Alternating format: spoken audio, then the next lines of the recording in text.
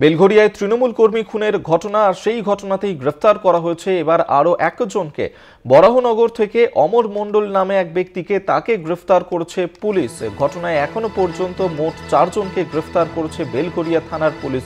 আপনারা জানেন যে বেলঘরিয়াতে সেখানেই যেভাবে দলীয় অফিসের সামনেই অমর মণ্ডল ওই তৃণমূল কর্মীকে খুনের ঘটনা ঘটেছিল, সেই ঘটনাতেই অমর মণ্ডল নামে এবার আরও একজনকে গ্রেফতার করেছে পুলিশ। এই ঘটনাতে এখনো পর্যন্ত মোট 4 জনকে গ্রেফতার করেছে বেলঘরিয়া থানার পুলিশ। বরাহনগর থেকে অমর মণ্ডল তাকে গ্রেফতার করা হয়েছে। বেলঘরিয়াতে সেখানেই তৃণমূল কর্মীকে খুনের ঘটনা, সেই ঘটনাতেই এবার আরও একজনকে গ্রেফতার করলো পুলিশ। মোট গ্রেফতারি বেড়ে দাঁড়ালো 4।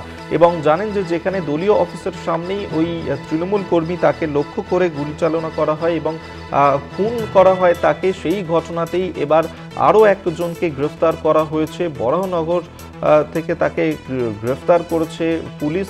অমর মণ্ডল নামে ওই ব্যক্তিকে গ্রেফতার করা হচ্ছে। সেই ছবিই মতো দেখাচ্ছি আপনাদেরকে, সিসিটিভি ফুটেজে সেই ছবি ধরা পড়েছে এবং ইতিমধ্যেই এই ঘটনায় মোট 4 জনকে গ্রেফতার করল পুলিশ।